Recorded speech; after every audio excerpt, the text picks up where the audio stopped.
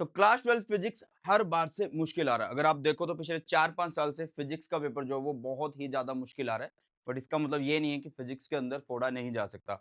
अगर आप एक बेस्ट अप्रोच से पढ़ते हो, स्टार्टिंग से पढ़ते हो, मेहनत करके पढ़ते हो, तो 101% आप फुल मार्क्स भी ला सकते हो। बट पढ़ना पड़ेगा।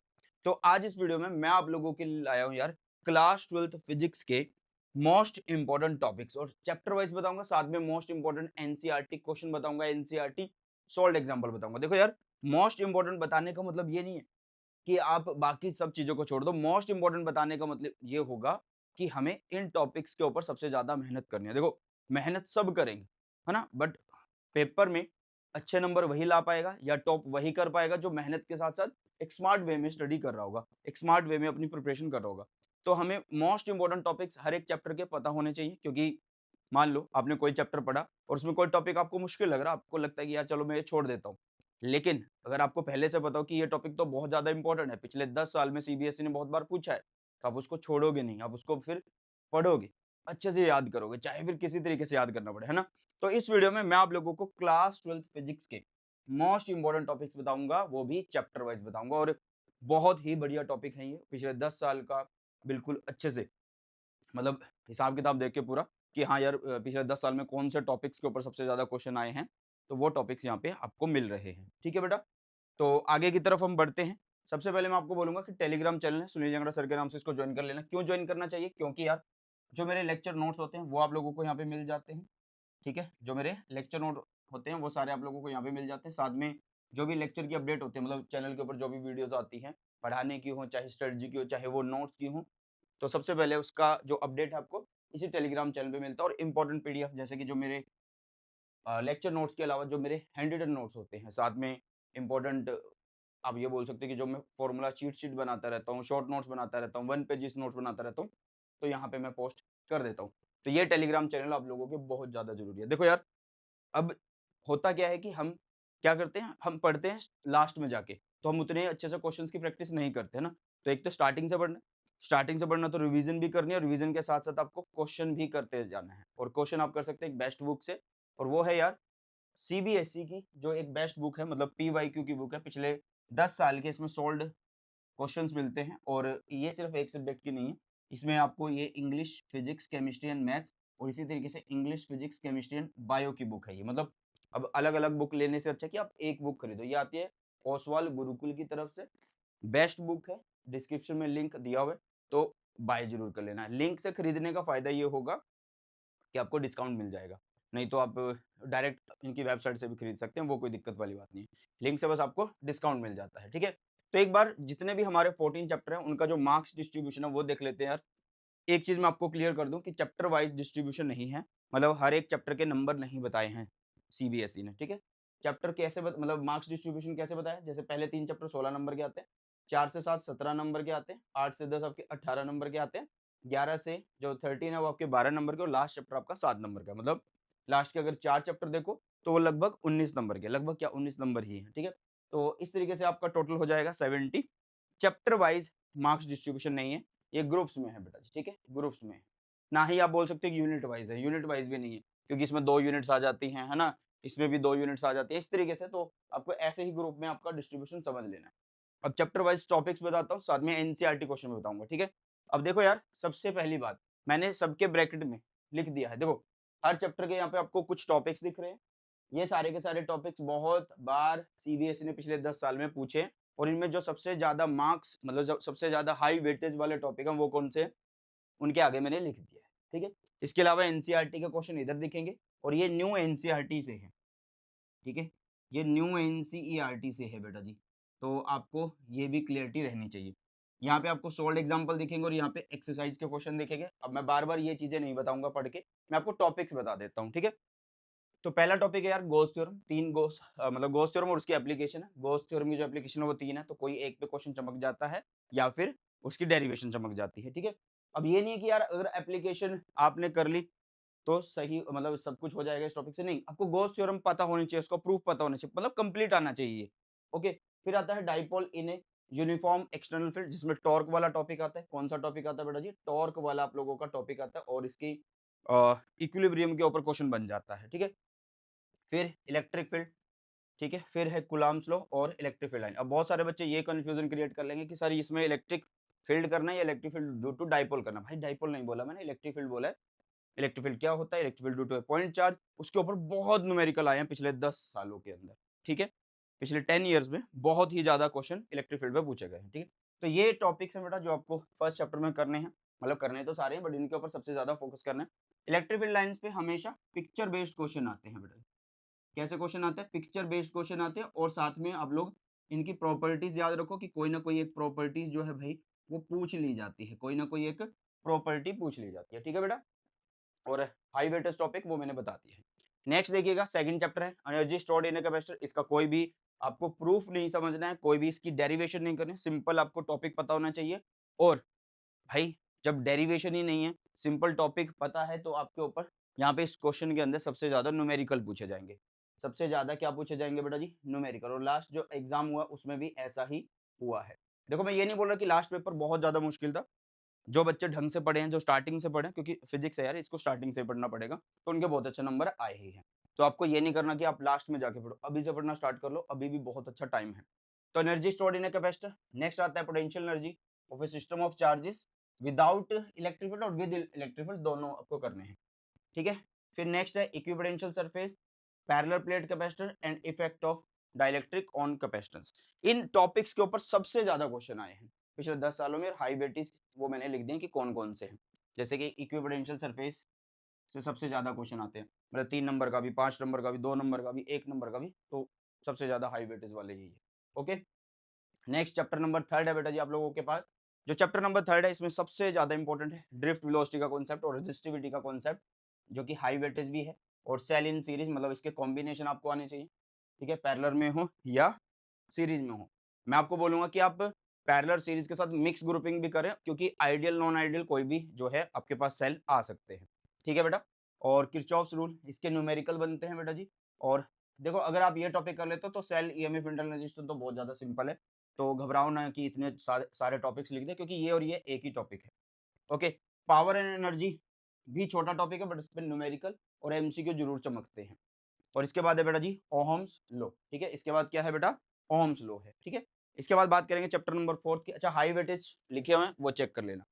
चैप्टर नंबर 4 में मूविंग कॉइल गैल्वेनोमीटर बहुत ज्यादा इंपॉर्टेंट है।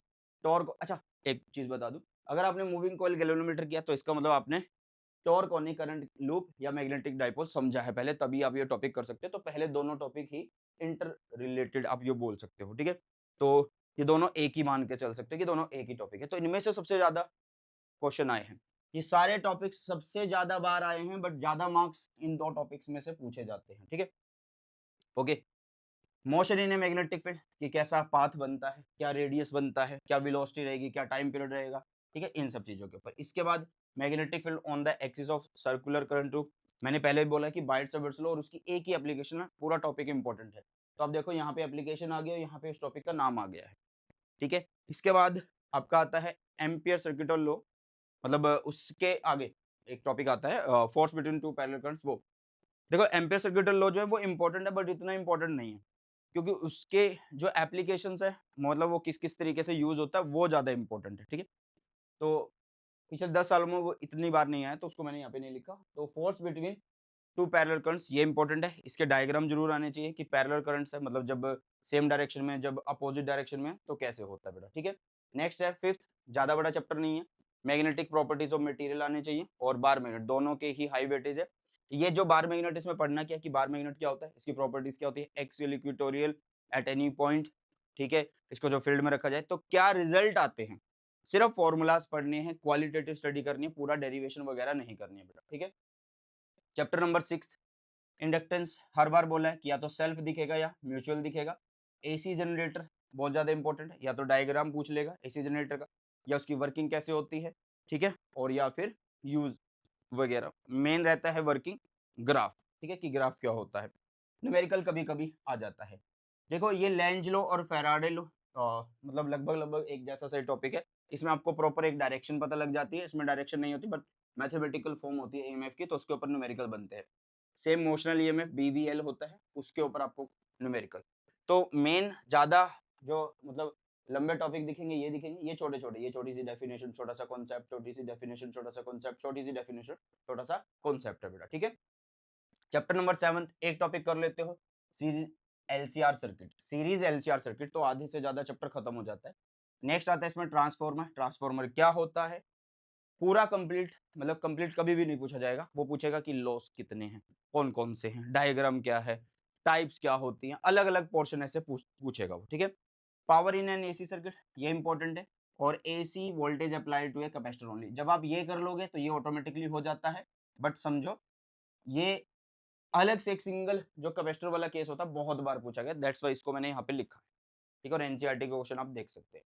चैप्टर नंबर 8 भी अगेन छोटा चैप्टर है, जैसे आपका 5वां चैप्टर है। तो इसमें इलेक्ट्रोमैग्नेटिक वेव पता होना चाहिए, उसके यूजेस, फ्रीक्वेंसी, ये सब पता होनी चाहिए। तो यूजेस वगैरह ये हो गया, प्रोडक्शन यहाँ पे हो गया, स्पेक्ट्रम में आपको फ्रीक्वेंसी, वेवलेंथ, ये सब पता होनी चाहिए। और डिस्प्लेसमेंट करंट क्या होता है, एक छोटा सा डेरिवेशन है बेटा, वो जरूर से याद कर लेना, ज्यादा बड़ा नहीं है, ठीक है। चलो नेक्स्ट अगर हम देखें 9th चैप्टर, एक बड़ा चैप्टर है, लगभग लगभग 10-12 नंबर का आता है। तो ray optics and optical instrument एक बड़ा चैप्टर है हमारी क्लास 12 फिजिक्स के अंदर। हाँ थोड़ा सा लेंदी है बट मुश्किल नहीं है यार, ज्यादा टॉपिक होने की वजह से बच्चों को थोड़ा लगता है कि मुश्किल है, नहीं। चैप्टर बड़ा है, दैट्स वाई आपको थोड़ा लगा होगा कि हाँ यार ये मुश्किल है, या लगेगा जब आप आगे करोगे। तो एक 10 से 12 नंबर का चैप्टर बनता है, बट ग्रुप्स में ही आप लोगों को स्टडी करनी है मार्क्स की, तो ठीक है। तो इसमें सबसे पहले आता है रिफ्रैक्शन एट स्फेरिकल सरफेसेस, या लेंस के द्वारा रिफ्रैक्शन, मतलब लेंस मेकर फॉर्मूला, और ये कॉनकेव कॉन्वेक्स सरफेस से जो करते हैं वो वाला रिफ्रैक्शन आना चाहिए आपको। ऑप्टिकल इंस्ट्रूमेंट कोई दो होते हैं, तो उनमें से एक आपको दिखेगा, मींस माइक्रोस्कोप, तो सिंपल या कंपाउंड कोई भी आ सकता है। और टेलीस्कोप रिफ्लेक्शन या रिफ्रैक्शन वाला कोई भी आ सकता है बेटा जी, ठीक है। रिफ्रैक्शन थ्रू प्रिज्म, प्रिज्म के द्वारा क्या रिफ्रैक्शन होता है, मिनिमम डेविएशन कैसे निकालते हैं, अगर प्रिज्म के एक फेस पे हम लाइट डालें तो कौन से फेस से वो निकलेगी, वो सब यहाँ पे बताना होता है। Refraction of light by spherical mirror, ठीक है, मतलब आपको रिफ्लेक्शन जो है वो बताना है कि कैसे होता है मिरर से, कॉनकेव कॉन्वेक्स किसी का भी वो डेरिवेशन पूछ सकता है। और रिफ्रैक्शन, देखो यार इन सब के ऊपर मैं बोलूंगा कि जितने भी टॉपिक इंपॉर्टेंट है क्वेश्चन करिए, डेरिवेशन से ज्यादा क्वेश्चंस पे फोकस करिए, मतलब टॉपिक पढ़ लिया, डेरिवेशन भी पढ़ ली, बट क्वेश्चन उसके ऊपर ज्यादा करो, उनकी एप्लीकेशन देखो कि किस किस टाइप के क्वेश्चन सबसे ज्यादा बनते हैं, ठीक है बेटा। नेक्स्ट की तरफ चलते हैं, आपका है 11वां चैप्टर वेव ऑप्टिक्स। इसमें 3 टॉपिक बड़े, 3 इंपॉर्टेंट है। डिफ्रैक्शन जो कि इंपॉर्टेंट टॉपिक है, जिसमें हाई वेटेज है, ओके। और ये जो डिफ्रैक्शन है इसकी क्वालिटेटिव स्टडी करनी है, ऐसा कुछ नहीं है कि आपको बिल्कुल प्रूफ में घुस जाना है, नहीं ऐसा कुछ नहीं है। इंटरफेरेंस ऑफ लाइट वेव, ये आपको अच्छे से ढंग से पढ़ लेना है। वाईडीएससी इसकी कोई डेरिवेशन नहीं है, नो डेरिवेशन बेटा जी, कोई भी डेरिवेशन आप लोगों को इसकी नहीं करनी है, ओके। फिर आता है रिफ्रैक्शन और रिफ्लेक्शन का प्रूफ हाइगन थ्योरी से, वो आपको जरूर से करना, अच्छे से करना, प्रूफ आना चाहिए और ज्यादा सही रहेगा, ठीक है। नेक्स्ट आता है बेटा 11वां चैप्टर, यहाँ से मॉडर्न फिजिक्स स्टार्ट हो जाती है, थोड़ा आसान पोर्शन शुरू हो जाता है, मतलब पढ़ना तो जरूर है बट आसान शुरू हो जाता है, ठीक है। तो आइंस्टाइन जी की इक्वेशन बहुत ज्यादा इंपॉर्टेंट है, इस पे कुछ ग्राफ्स आते हैं, कुछ वो पूछेगा कि एमिशन होगा नहीं होगा, तो इस टाइप की चीजें वो यहाँ से पूछता है बेटा जी, ठीक है। नेक्स्ट आता है एक्सपेरिमेंटल स्टडी किसकी, फोटो इलेक्ट्रिक इफेक्ट की, ठीक है, मतलब सारे ग्राफ आने चाहिए आप फोटो इलेक्ट्रिक इफेक्ट के, कि इंटेंसिटी का क्या फर्क पड़ता है, वोल्टेज से क्या फर्क पड़ता है, फ्रीक्वेंसी से क्या, स्टॉपिंग पोटेंशियल क्या, वो सब पता होना चाहिए, ठीक है। Wave nature of matter 3-4 points है थ्योरी के, वो याद होने चाहिए। और फोटोन के बारे में सब कुछ पता होना चाहिए, मतलब पार्टिकल नेचर ऑफ लाइट ये पता होना चाहिए कि फोटोन क्या है, किस स्पीड से चलते हैं, ठीक है, क्या मतलब प्रॉपर्टीज वगैरह सारी याद होनी चाहिए, ओके। इसके बाद एटम्स आता है, अगेन आसान चैप्टर है, इजी चैप्टर, क्योंकि आप केमिस्ट्री में भी पढ़ रहे होते हो इसको, ओके। तो अल्फा पार्टिकल स्कैटरिंग एक्सपेरिमेंट, या फिर रदरफोर्ड जी का जो न्यूक्लियर न्यूक्लियर मॉडल था उसको कर लो। लाइन स्पेक्ट्रा, या फिर मैं बोलूंगा कि यार बोहर्स मॉडल जब करोगे तो उसमें आप लाइन स्पेक्ट्रा ऑटोमेटिकली आपको करना पड़ेगा, ठीक है। डी ब्रोगली जी की जो एक्सप्लेनेशन है बोहर सेकंड पोस्टुलेट को, ये जरूर से कर लेना, ये बहुत ज्यादा इंपॉर्टेंट है, एनसीईआरटी में ये छुपी हुई दी हुई है, मतलब बिल्कुल ऐसे लगता है कि जैसे है ही नहीं है। और जब क्वेश्चन आया पिछले 2-3 साल पहले, मतलब 2-3 साल पहले, हाँ 2-3 साल पहले ही आया था, तब जाके इस पे सबसे ज्यादा फोकस किया गया, क्योंकि छोटी सी लाइन में ये लिखा होता है, तो इसका प्रूफ भी आपको पता होना चाहिए, ठीक है बेटा। और फिर आता है न्यूक्लियस, जो कि लगभग 3 नंबर का चैप्टर है। मास एनर्जी का रिलेशन पता होना चाहिए, या बाइंडिंग एनर्जी क्या होती है, ठीक है, ये आपको जरूर से पता होना चाहिए, इसका एक फॉर्मूला बनता है, वो अच्छे से कर लेना, क्योंकि न्यूमेरिकल ज्यादा आते हैं। न्यूक्लियर एनर्जी मतलब फ्यूजन एंड फ्यूजन वाला टॉपिक यहाँ पे आता है, या तो डेफिनेशन या फिर वो आपको रिएक्शन बोल देगा, वो कंप्लीट करनी होती है। Size of the nucleus R is equal to R naught A one, 1/3 वाला कॉन्सेप्ट होता है, उसके ऊपर न्यूमेरिकल बनते हैं छोटे छोटे, 1 मार्क या 2 मार्क का, ठीक है। Nuclear force very, very important. Nuclear force क्या है और कैसे ये चेंज होती है? मतलब जब डिस्टेंस न्यूक्लियस में जब जो न्यूक्लियॉन्स है उनके बीच का डिस्टेंस अगर बढ़ता है, तो कैसे चेंज होती है वो आपको पता होना चाहिए बेटा, ठीक है? और लास्ट चैप्टर बेटा सेमीकंडक्टर डायोड, मतलब सेमीकंडक्टर डायोड क्या होता है? कैसे ये वर्किंग करता है फॉरवर्ड बायस, रिवर्स बायस? ये बनता कैसे है? तो पीएन जंक्शन में पता लग जाएगा, मतलब पीएन जंक्शन क्या होता है, उसमें डिप्लीशन लेयर क्या होती है, कैसे वो छोटी होती है, कैसे वो बड़ी होती है और एप्लीकेशन मतलब रेक्टिफायर, ये बहुत ज़्यादा इंपॉर्टेंट है और एक्सचेंजिंग सेमीकंडक्टर कभी-कभी पूछ लिया गया है। तो ये ऐसे इंपॉर्टेंट टॉपिक है जो पिछले 10 साल में सीबीएसई ने बहुत बार पूछे। मैं बार-बार बोल रहा हूँ, आपको मेहनत ज़रूर करनी है बट एक स्मार्ट वे में करनी है और देखो यार, अगर आप स्टार्टिंग से पढ़ोगे तो 101% आपके अच्छे नंबर आने वाले हैं, ठीक है? तो मुझे लगा कि आप लोगों की हेल्प हो जाएगी इस वीडियो से, तो ये वीडियो आप लोगों के लिए मैं लेके आया हूँ और कुछ बच्चों की डिमांड भी थी। और कैसी वीडियो चाहिए आपको चैनल के ऊपर बता देना, तुरंत वैसी वीडियो आ जाएगी बेटा, ठीक है? तो चलिए इसी के साथ इस वीडियो सेशन को करते हैं समाप्त और मिलते हैं जल्दी से नए सेशन में। सो बाय टेक केयर, जय हिंद, वंदे मातरम।